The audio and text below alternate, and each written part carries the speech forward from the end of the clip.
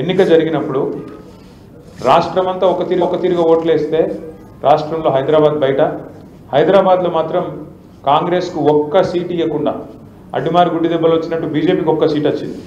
కాకపోతే ఒక్క సీటు కూడా కాంగ్రెస్కి ఇవ్వకుండా మరి సరైన నిర్ణయం తీసుకొని ఏ నాయకుడైతే తెలంగాణ తెచ్చిండో, ఏ నాయకుడైతే మనను సంక్షేమ బాటలో అభివృద్ధి బాటలో హైదరాబాద్ మహానగరాన్ని మంచిగా చేసుకుంటా రాష్ట్రాన్ని కూడా ఒక బిడ్డను చంటి పిల్లని సాకినట్టుగా మరి చక్కగా చేసుకుంటా ముందుకు తీసుకుపోయిండో ఆయన చేతుల్లో అయితేనే బాగుంటుందని చెప్పి ప్రత్యర్థులు ఎన్ని దుష్ప్రచారాలు చేసినా మీరు పెద్దలు మాగంటి గోపీనాథ్ గారికి మంచి మెజారిటీ మీ ఎర్రగడ్డ డివిజన్ నుంచి కూడా దాదాపు 3500 ఓట్ల మెజారిటీ ఇచ్చి గెలిపించి మీరు ఎమ్మెల్యేగా మూడోసారి గెలిపించినారు.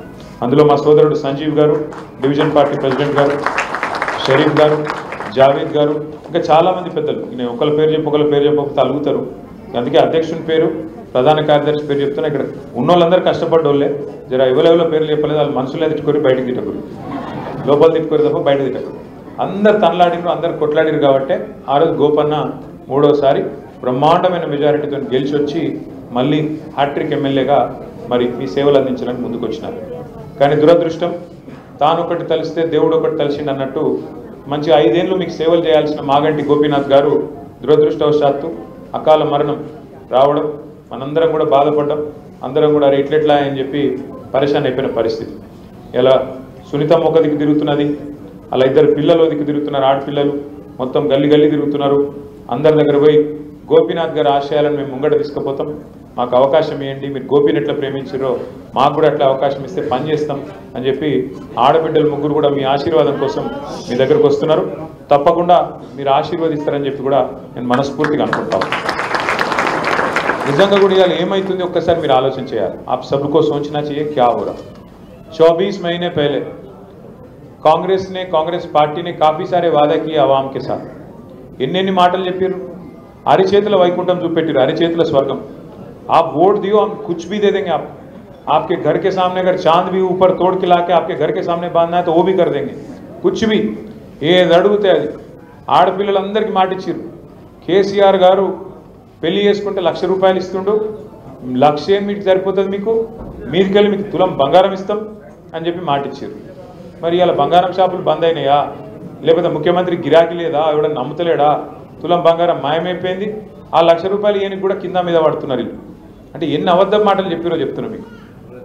బచ్చియోంకు స్కూటీ దేతే బోలే, ఆడపిల్లలు చదువుకుంటే కాలేజీలకి గిన్న పోయేటట్టయితే స్కూటీలు ఇస్తాం ఫ్రీగా అన్నారు. స్కూటీలు లేవు, లూటీ మాత్రం జోర్దార్ నడుస్తుంది. ఎక్కడ స్కూటీ ఒక్కలకు రాలే, लूटी ज़बरदस्त चल रहा है इनका. आप देखो, लूटी बोलते मैं ऐसे ही नहीं बोल रहा हूँ. आप 1 मिनट के लिए सोचो, आज आपके ఎర్రగడ్డ डिवीजन में काफ़ी सारे बस्तियाँ हैं, ఎన్నో బస్తీలు ఉన్నాయి ఎర్రగడ్డలో. మరి ఎక్కడ పోయినా ఇలా హైదరాబాద్లో ఉండే బస్తీ వాసులు భయంలో ఉన్నారు. ఎందుకు? ఎప్పుడు బుల్డోజర్ నా ఇంటి మీదకి వస్తుందో, ఎప్పుడు గులగొడతాడో. ఇందిరమ్మ రాజ్యం అంటే ఇల్లు గులగొట్టుడే ఉన్నది, ఇంకేం లేదు. ఇందిరమ్మ రాజ్యం అంటే ఇల్లు గులగొట్టుడు తప్ప ఇంకోటి ఏం లేదు. ఇప్పటిదాకా 24 నెలల్లో హైదరాబాద్లో ఏం చేసినవా అంటే గరీబుల మీద వడుడు, ఇల్లు గులగొట్టుడు, వాళ్ళకు కాగితాలున్నా కాగజాదున్నా మొత్తం తీసి అవతల వారేసి. పిల్లలు బ్యాగులు తీసుకునే టైం ఇస్తలేరు, వాటర్ బాటిల్ తీసుకునే టైం ఇస్తలేరు పిల్లలకు, స్కూల్ పిల్లలకు. తీసుకోకుండా కూలగొట్టి పోతున్నారు ఇవాళ తప్ప. 24 నెలల ఒక్క కొత్త ఇటుక పెట్టిండా రేవంత్ రెడ్డి? ఎక్కడైనా హైదరాబాద్లో ఒక ఇల్లు కట్టిండా? ఒక్క ఇల్లు కాదు, ఒక ఇటుక పెట్టిండా ఎక్కడైనా? కానీ ఇటుకలు కూలగొట్టినవి మాత్రం వచ్చాడు ఉన్నాయి. 1 కాదు 2 కాదు. ఇక మీ కూకట్పల్లి ఎమ్మెల్యే సాబ్ ఇక్కడనే ఉన్నాడు. కూకట్పల్లిలో రోజు నాకు ఫోన్ చేసిండు కృష్ణన్న, అన్న మా దగ్గర బుచ్చమ్మ అని ఒక ఆమె చచ్చిపోయింది, ఉరిపోసుకొని అన్నాడు. ఏమైంది అంటే హైదరాబాద్లో వచ్చి ఆమె ఇంటి మీద స్టిక్కర్ వేసారు, ఇల్లు కూలగొడతామని నోటీస్ వేసే వరకు హైబత్ తిని వాళ్ళ బిడ్డ ఇంటికి పోయి ఏడ్చిందంట. రాత్రి అంతా ఏడ్చింది. ఆయన రాత్రికి ఉరి పోసుకొని వాళ్ళ బిడ్డ ఇంట్లోనే చచ్చిపోతే నేను కూడా పోయి వచ్చి కలిసి ఆ బిడ్డకు వాళ్ళకి ధైర్యం చెప్పొచ్చిన. అంటే ఇందిరమ్మ ఇల్లు, ఇందిరమ్మ రాజ్యం అంటే గిదేనా? వచ్చి గరీబ్ గాల మీద వడుడు, కూలగొట్టుడు, ఇంట్లో ఆడవాళ్ళు పిల్లలు ఉండగా కూడా రేకులు కొట్టి పారేసుడు.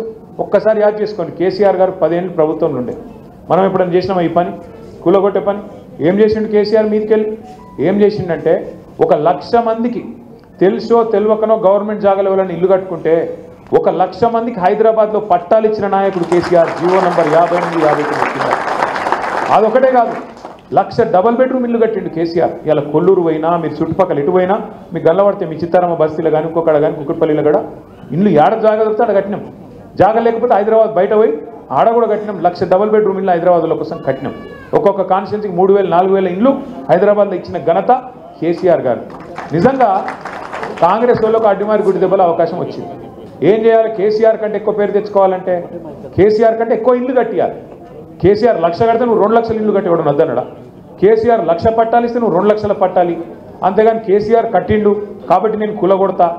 మరి ఇదెక్కడ నీతి, ఇదెక్కడ రాజ్యం? ఇందిరమ్మ రాజ్యం అంటే ఇండ్లు కూలగొట్టుడే నీత మనం అడగవలసిన అవసరం ఉన్నది. ఇంకొక మాట కూడా నేను మీకు దయచేసి చెప్తున్నది, మనసుకి ఎక్కించుకోండి. ఇవాళ బుల్డోజర్ పక్క బస్తీలు వచ్చింది, నాకేమవుతుంది అని మీరు అనుకుంటే మనమే పిచ్చోళ్ళు అవుతాం. ఇవాళ అక్కడికి వచ్చింది, రేపు నీ ఇంటి మీదకి వస్తుంది. ఇవాళ పక్క కాన్స్టిట్యున్సీకి వచ్చింది, బుచ్చమ్మకి వచ్చిన జాబు బాధ రేపు మీకు వస్తుంది.